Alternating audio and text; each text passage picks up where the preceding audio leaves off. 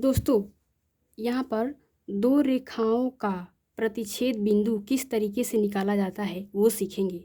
तो यहाँ पर एक सवाल है, वह बिंदु कौन सा है जिस पर रेखाएं 3x + y = 5 तथा x + 2y = 4 एक दूसरे को काटती हैं। दोस्तों, ये जो समीकरण आप देख रहे हैं ये पहला समीकरण है और ये दूसरा समीकरण है। ये दो रेखाओं के समीकरण है। ये जो दो रेखाएं हैं वो एक बिंदु पर एक दूसरे को काटती हैं। उसी बिंदु का निर्देशांक ज्ञात करना है। तो आइए पहले दोनों रेखाओं को बना लेते हैं। मान लीजिए कि ये पहली रेखा है, पहली रेखा ए, और ये दूसरी रेखा बी। ठीक, दूसरी रेखा बी। तो यही तो वो बिंदु है। इसी बिंदु पर रेखा ए और रेखा बी एक दूसरे को काटती हैं, अर्थात प्रतिच्छेद करती हैं। इसी बिंदु को हम लोगों को निकालना है। तो मान लेते हैं कि ये बिंदु ओ है। ठीक, और पहली रेखा का समीकरण ये है और दूसरी रेखा का समीकरण ये है। तो पहले समीकरणों को हम लोग आराम से लिख लेते हैं। तो पहली समीकरण क्या है, 3x + y = 5। ये हो गया पहला समीकरण। दूसरा समीकरण कौन सा है, दूसरा समीकरण है x + 2y = 4। ये हो गया दूसरा समीकरण। दोस्तों, इन्हीं दोनों समीकरणों को अगर हम लोग हल कर देंगे तो इस बिंदु का निर्देशांक निकल आएगा। तो चलिए हल करते हैं। तो दोस्तों, हल करने के लिए सबसे पहले हम लोगों को दोनों समीकरणों को जो है कुछ इसमें चेंज करना पड़ेगा। तो क्या करेंगे कि इसमें अब ये है कि पहले x का मान निकालें कि पहले y का मान निकालें। तो आप किसी का भी मान निकाल सकते हैं। तो चलिए पहले हम लोग x का मान निकालते हैं। तो दोस्तों, x का मान निकालने के लिए जो दोनों समीकरणों में ये y वाला पद है ना, इसको हटाना होगा, लुप्त करना होगा। तो हटाने के लिए ये जो y है, यहाँ वाला y और यहाँ वाला y दोनों समान होने चाहिए। तो दोस्तों, आप लोग देख सकते हैं कि यहाँ वाला y 2y है और ये y सिर्फ y है। अगर यहाँ पर भी 2 होता तो दोनों 2y हो जाते। बस जब घटाएंगे तो वो कट जाएगा, सिर्फ x बच जाएगा, x का मान आ जाएगा। तो इसलिए इसमें बदलाव करना पड़ेगा। तो अगर हम लोग इसमें 2 से गुणा करेंगे तो सिर्फ इसी में 2 से गुणा नहीं करेंगे, बल्कि इस पूरे बाएं पक्ष में हम लोग 2 से गुणा करवाएंगे। तो इसमें अब पूरे बाएं में जब हम लोग 2 से गुणा करवा दिए तो फिर इस जो दायां पक्ष है इसको भी नहीं छोड़ेंगे, इसमें भी करवाएंगे। ऐसे करवा दिए, पूरे के पूरे में करवाएंगे, बाएं पक्ष में भी करवाएंगे और दाएं पक्ष में भी करवाएंगे। तो अब चलिए इसको गुणा करते हैं। 2 × 6x फिर +2y। 2 में जब y से गुणा करेंगे तो 2 आ जाएगा, फिर बराबर 5 दूनी 10। अब देखिए इस समीकरण से एक ये नया समीकरण निकल गया। तो इसका नाम रख देते हैं समीकरण 3। तो अब देखिए जो हम लोग को चाहिए था अब मिल गया है। अब ये देखिए इसमें का जो y वाले पद हैं अब वो समान हो गए हैं। यहाँ पर भी 2y और यहाँ पर भी 2y। अब आराम से हम लोग का काम जो है वो हो जाएगा। तो अब लिखेंगे कि समीकरण 3 में से समीकरण 2 को घटाने पर। तो आइए लिखते हैं, समीकरण 3 में से समीकरण 2 इसको 2 को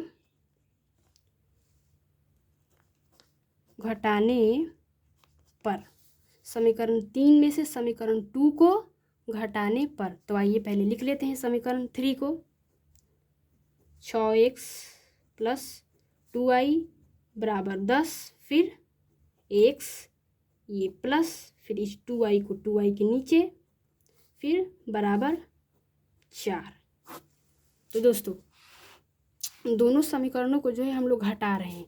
तो दोस्तों जब एक समीकरण में से दूसरे समीकरण को जब घटाते हैं तो उसमें का जो नीचे वाला समीकरण होता है ना, उसके सारे चिन्ह जो है वो चेंज हो जाते हैं।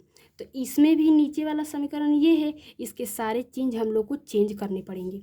तो यहाँ पर जो है ये प्लस का y है ना, तो इसको भी माइनस का y कर देंगे। यहाँ पर ये प्लस का 2y है तो इसको माइनस का 2y करेंगे। फिर बराबर के इधर जो ये 4 है तो ये प्लस का 4 है तो इसको माइनस का 4 करेंगे, क्योंकि घटा रहे हैं और घटाने में नीचे वाले समीकरण के सारे पदों के चिन्ह जो हैं चेंज हो जाते हैं, बदल जाते हैं।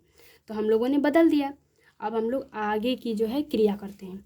तो यहाँ पे है 6x में से x को माइनस कर देंगे, क्योंकि x जो है वो अब माइनस में हो गया है। तो घटाएंगे तो क्या होगा, 5x। अब यहाँ पर देखिए हम लोग को हटाना था ना 2y को, अब यहाँ पे आराम से हट जाएगा। तो ये देखिए यहाँ पे प्लस का 2y है, अब फिर नीचे माइनस का 2y बना लिए हैं। तो प्लस का 2y फिर माइनस का 2y कैंसिल आउट, ख़त्म हो जाएगा, हट जाएगा। फिर ये बराबर को उतार लेंगे। फिर 10 में से ये माइनस के 4 को घटाएंगे तो क्या आएगा, 6 आ जाएगा। ठीक, आप देखिए आराम से हम लोग को x का मान मिल जाएगा। अब x का मान निकालना है तो x को अकेले छोड़िए 6, फिर इस 5 को 6 के नीचे ले आइए, तब x बराबर 6/5 हम लोग को मिल चुका है। तो ये तो x निर्देशांक मिला है, अभी y निर्देशांक निकालना बाकी है। तो x का हम लोग मान निकाल लिए हैं तो y का मान भी आसानी से आ जाएगा। अब देखिए क्या करेंगे, ये जो x का मान हम लोग निकाले हैं x बराबर 6/5, इस x के मान को ये जो 3 समीकरण आप लोग देख रहे हैं, समीकरण फर्स्ट, फिर सेकंड, फिर 3, इन तीनों में x के मान को जब हम लोग भर देंगे, इस तीनों में से किसी एक में जब x के मान हम लोग भरेंगे तो y का मान जो है अपने आप निकल जाएगा। तो आइए किसी एक में भर लेते हैं। तो मान लीजिए कि हम लोग इसमें भर देते हैं, तो आइए भरते हैं।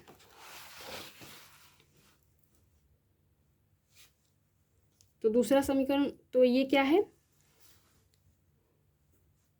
6x प्लस 2y बराबर 10। ये समीकरण 3 था ना, इसको यहाँ पे उतार लेंगे।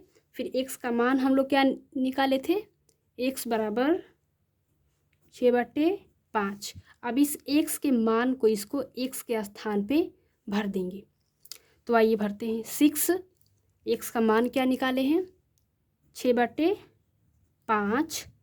फिर समीकरण में प्लस है तो प्लस लिख दीजिए। फिर 2y है तो 2y को 2y ही लिखेंगे, क्योंकि y का मान ही निकालना है। फिर 10 है तो फिर अब आराम से क्रिया कर देंगे। चचवा का 36/5 प्लस 2y बराबर 10। ठीक, अब यहाँ पे देखिए 2y का मान निकालना है तो ये जो है 36/5 को इसके जाति की तरफ ले आना पड़ेगा, 10 के पास में 10 के बगल में लेके आना पड़ेगा, क्योंकि ये जो है ये इसके जाति का है। तो जाति के पास ले आइए। 2y 10, तो ये इधर प्लस में है तो इधर जाएगा तो माइनस में आ जाएगा। अब इसको सॉल्व करिए। 10 × 5 = 50, फिर 36/5। ठीक, इसको भी यहाँ पे उतार लेंगे। ठीक, अब 50 में से 36 को माइनस करेंगे तो 50 में से 36 को माइनस करिए। 10 में से 6 जाएगा 4, फिर 4 में से 3 जाएगा 1, तो ये आ गया 14/5 बराबर में 2y। ठीक, अब 2y जो है आ गया। फिर ये देखिए 2 से इस 14 को हम लोग काट सकते हैं, 2 सत्ते 14। तो अब क्योंकि y का मान निकालना है तो y को अकेले छोड़ना पड़ेगा, इसके बगल में कोई भी संख्या नहीं होनी चाहिए। तो इसे काट दिए, अब हो गया सिंगल y। ये देखिए इधर 5, तो ये देखिए y का भी मान निकल गया। तो ये निकल गया y निर्देशांक। तो अब ऐसे कर देंगे। अब आ गया x का मान, क्या आ गया, x, y, इसी को तो निकालना था। तो x का मान हम लोग क्या निकाले हैं, 6/5, फिर 7/5, इसी को निकालना था। तो अब आराम से हम लोग यहाँ पे रख देंगे, इसी को निकालना था। तो निर्देशांक होगा x, y। तो x को निकाले थे 6/5, फिर y को क्या निकाले थे, 7/5। दोस्तों यही जो बिंदु है, यही जो बिंदु निकला है, इस बिंदु का जो है निर्देशांक है, यही हो जाएगा आपका आंसर।